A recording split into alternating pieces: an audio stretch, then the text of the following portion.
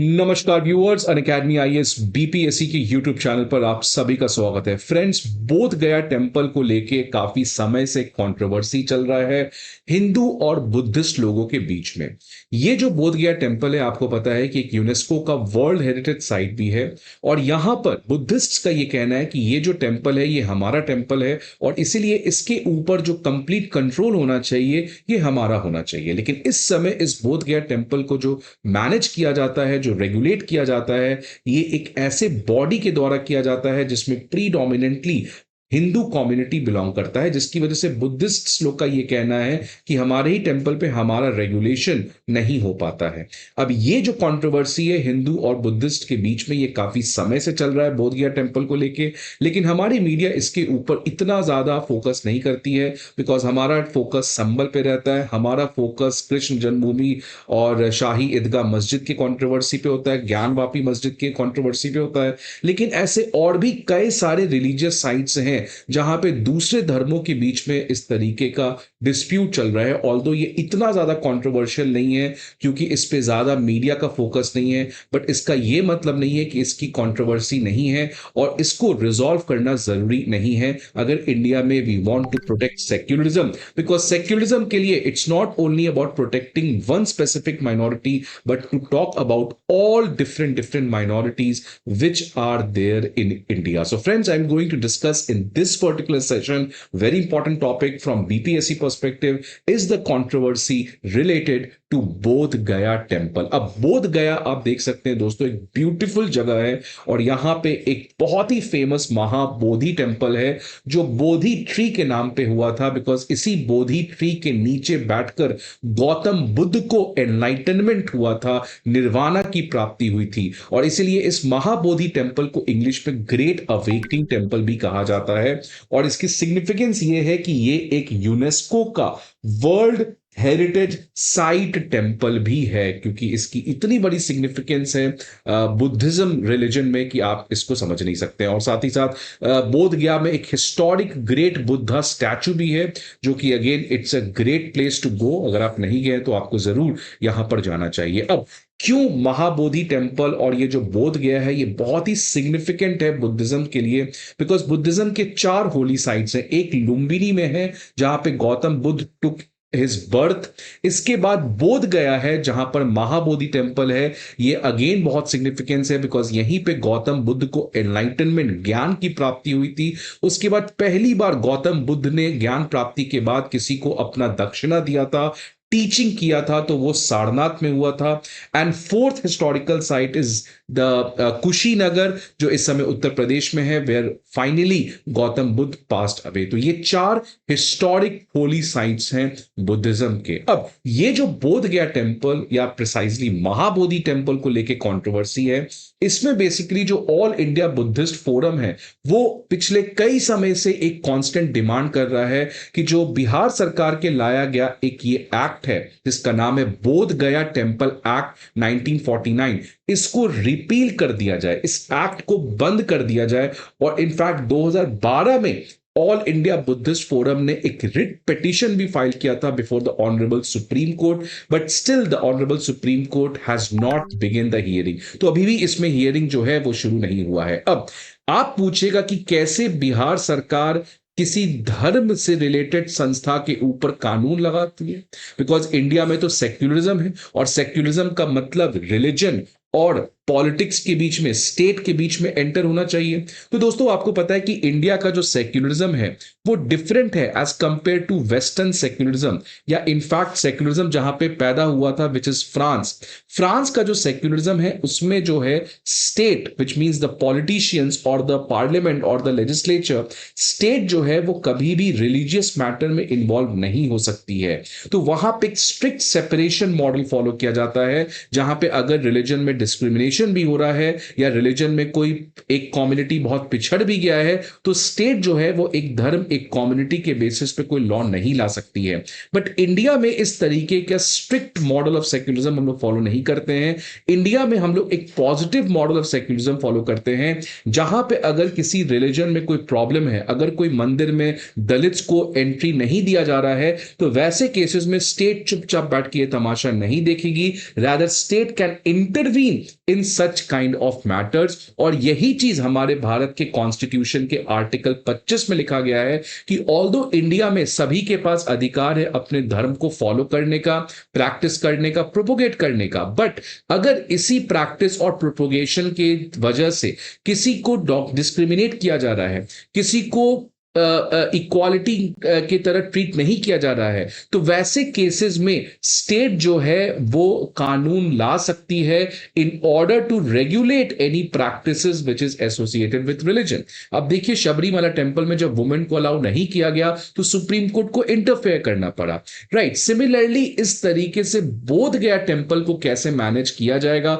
उसके लिए भी बिहार सरकार ने ये एक्ट लाया था, और ये इस तरीके से रिलीजियस इंस्टीट्यूशंस को रेगुलेट करने के एक्ट की इजाजत भारत के कॉन्स्टिट्यूशन के article 525 clause 2 sub clause A से आता है। So this is again a very very important article, because इसी आर्टिकल से हमें पता चलता है कि इंडिया में हम लोग पॉजिटिव सेक्युलरिज्म को फॉलो करते हैं, जहां पे रिलीजन और स्टेट के बीच में कोई स्ट्रिक्ट वॉल ऑफ सेपरेशन नहीं है। Rather state can interfere in the religious activities if that religion is not practicing or if that religion is not in sync with the values which is enshrined in our constitution। तो आज लेकिन हम article 25 के बारे में बात नहीं करेंगे। I am going to specifically discuss about this controversy which is related to the Bodh Gaya Temple Act। But friends, as we move on, I want to give you a very very important information that Unacademy IAS Patna Offline Center is going to start with a new batch. Starting date is 31st March। So if you have any other query related to this batch, you want to connect with our mentors, educators, feel free to visit our Unacademy IAS Offline Patna centre. Now बोध Gaya temple act जो 1949 में लाया गया था, ये बिहार के legislature, Bihar विधानसभा ने इस कानून को पास किया था। इस कानून में कहा गया है कि जो बोध गया टेम्पल है, जो महाबोधि टेम्पल है, उसको मैनेज कौन करेगा। उसके लिए एक 8 मेंबर का मैनेजमेंट कमेटी बनाया गया, जिसमें 4 मेंबर हिंदू धर्म से आते हैं और 4 मेंबर बुद्धिस्ट धर्म से आते हैं। तो ये 8 मेंबर की मैनेजमेंट कमेटी इस पूरे टेम्पल को मैनेज करेगी, रेगुलेट करेगी। इसके अलावा, इस 8 मेंबर के अलावा, इस मैनेजमेंट कमेटी का जो चेयरपर्सन होगा वो गया का डिस्ट्रिक्ट मैजिस्ट्रेट होगा। सो यहां पे देख सकते हैं, the act made the local district magistrate, which means जो गया का डीएम है वो एक्स ऑफिशियो चेयरपर्सन होगा इस कमेटी में। अब देखिए, यहीं पे प्रॉब्लम हो गया कि 8 कमेटी मेंबर्स रहेंगे प्लस एक चेयरपर्सन रहेगा। इस 8 में 4 बुद्धिस्ट होने चाहिए, 4 हिंदू होने चाहिए, राइट, और एक आपका गया का डीएम होगा। लेकिन प्रॉब्लम क्या है दोस्तों कि आप देखिएगा कि हमेशा से ये जो गया के डीएम जो चुन के आते हैं वो हिंदू कम्युनिटी के ही बिलोंग करते हैं। तो अब इस केस में ये 4 हिंदू हो गए और एक ये हिंदू गया का डीएम हो गए, तो उस केस में हिंदू का मेजॉरिटी हो जाता है over the decision making power. और इसीलिए बुद्धिस्ट का ये कहना है कि हम 4 लोग होके भी इफेक्टिवली कुछ कर नहीं पाते हैं, और प्राइमरली हमारे ही टेंपल में जहां पे गौतम बुद्ध का एनलाइटनमेंट हुआ था उसमें हम कोई भी रेगुलेशन नहीं ला पाते हैं। इसीलिए वो चाहते हैं कि ये जो बोध गया टेम्पल एक्ट 1949 है इसको रिपील किया जाए। अब आप पूछिएगा कि बोध गया टेम्पल तो एक बुद्धिस्ट टेम्पल है, तो उसमें 4 हिंदू कम्युनिटी के रिप्रेजेंटेशन को क्यों रखा गया है? ये इसीलिए रखा गया है बिकॉज इसका एक इतिहास है। अगर आप देखिएगा हिस्टोरिकली हमेशा से ये जो बोधि टेम्पल है ये एक बुद्धिस्ट प्लेस ऑफ वर्शिप ही रहा है, from Ashoka empire till the Palas empire, हमेशा, इसमें कोई डाउट नहीं है। इनफैक्ट जो चाइनीज ट्रैवल हुआन सांग है जो इंडिया में 629 एडी में आए थे, उन्होंने भी कहा है अपनी किताब में कि ये जो बोधि टेम्पल है बोध गया में वो एक बुद्धिस्ट साइट है। तो जब ये बुद्धिस्ट साइट है तो इसको तो बुद्धिस्ट लोग को कंट्रोल करना चाहिए, लेकिन नहीं, ऐसा नहीं है।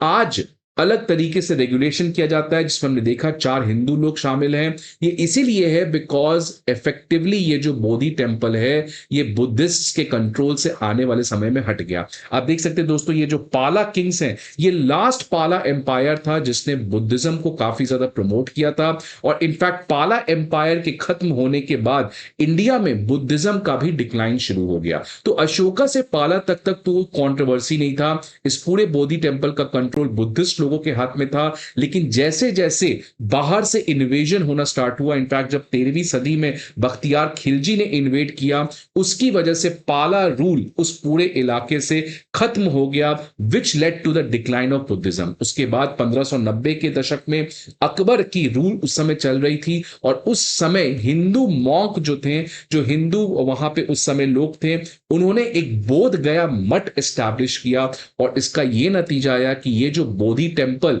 जो हमेशा से बुद्धिस्ट लोग के कंट्रोल में था, अब ये हिंदू लोगों के कंट्रोल में चला गया। तो आप देख सकते हैं कि हिस्टोरिकली एंशियंट टाइम्स में लेके आप प्री एंशियंट टाइम्स में भी देखेंगे तो हमेशा से ये बुद्धिस्ट टाइप रहा है, लेकिन जैसे इस्लामिक इन्वेजन स्टार्ट हुआ और अकबर की रेन में हिंदू के कंट्रोल में चला गया ये बोध गया का टेम्पल, उसके बाद से बुद्धिस्ट लोग का हमेशा से ये लड़ाई चला हिंदूज के साथ कि ये टेम्पल को आप हमारे कंट्रोल में वापस से ले दो। इसी पर्टिकुलर टसल जो हिंदू बुद्धिस्ट के बीच में स्टार्ट हो गया था, इसको रिजॉल्व करने का प्रयास किया बिहार असेंबली ने, जब उसने बोध गया टेम्पल एक्ट 1949 में पास किया, जहां पे ये कहा गया कि अब केवल हिंदूज लोग इस पर्टिकुलर बोध गया टेम्पल को मैनेज नहीं करेंगे, रादर बुद्धिस्ट लोग के रिप्रेजेंटेशन को भी इंश्योर किया जाएगा, और उसी कॉन्टेक्स्ट में एक 8 मेंबर सदस्य कमेटी बनाया गया। अब ऑलरेडी इस पर्टिकुलर डिबेट, मैंने कहा काफी पुराना डिबेट है, इसमें पिछले सरकारों ने भी इंटरफीन किया। इनफैक्ट 2013 के पहले अगर आपको पता होगा तो जो डीएम था, ये कहा गया था कि ये जो 8 मेंबर की कमिटी और एक चेयरपर्सन है, ये जो एक चेयरपर्सन है जो गया के डीएम होंगे, ये तभी होंगे जब गया के डीएम हिंदू कम्युनिटी से होंगे। मतलब अगर गया के डीएम जैन कम्युनिटी से हैं तो वो चेयरपर्सन नहीं बन सकते थे। तो ये भी बुद्धिस्ट लोग का क्रिटिसिज्म था कि अगर मान लीजिए कल को कोई बुद्धिस्ट डीएम बन जाए तब तो वो चेयरपर्सन बन ही नहीं सकता है। तो 2013 में ऑलरेडी बिहार सरकार ने ये खत्म कर दिया। अब गया का डीएम कोई भी हो, वो हिंदू हो, मुस्लिम हो, क्रिश्चियन हो, जैन हो, सिख हो, बुद्धिस्ट हो, इट डजंट मैटर, वो एक्स ऑफिशियो चेयरमैन उस पर्टिकुलर मैनेजमेंट कमेटी का बन सकता है। लेकिन अभी भी देख सकते हैं कि गया के डीएम हिस्टोरिकली हिंदू कम्युनिटी से आते हैं, जिसकी वजह से हिंदूज लोग का उस कमेटी में प्रीडोमिनेंट मेजॉरिटी हो जाता है और बुद्धिस्ट का कोई इफेक्टिव रोल नहीं बचता है। अब इसका एक ही सॉल्यूशन है जो इन लोगों का डिमांड भी है कि लालू यादव ने 1990 के दशक में इस पर्टिकुलर डिबेट को खत्म करने का प्रयास किया था, जब उन्होंने एक बोध गया महावीरा बिल लाया था, which was set to replace the Bodh Gaya temple act. अब इस बोध गया महावीरा बिल में जो इस पूरे महाबोधि टेम्पल का कंट्रोल है, मैनेजमेंट है, ये कंप्लीटली बुद्धिस्ट कम्युनिटी के हाथों में दे देने की बात हुई थी, लेकिन ये बिल पास नहीं हो पाया, जिसकी वजह से अभी भी ये डिबेट चल रहा है। अब आपके हिसाब से इसका क्या सॉल्यूशन है? क्या आपको लगता है कि हिंदूज कम्युनिटी को इस महाबोधि टेम्पल से अपना कंट्रोल वापस लेकर एक बड़े दिल से बुद्धिस्ट लोग को दे देना चाहिए? बिकॉज इफेक्टिवली ये कोई डिस्प्यूट की बात नहीं है कि वहां पे गौतम बुद्ध ने निर्वाणा की प्राप्त की थी, या इस तरीके की मैनेजमेंट कमेटी को रखकर हमें कोई रिफॉर्म लाना चाहिए। So what are your views on this particular thing? Please let me know the comment box. I hope आपको ये वीडियो अच्छा लगे। See you again some another video. Till then goodbye and take care.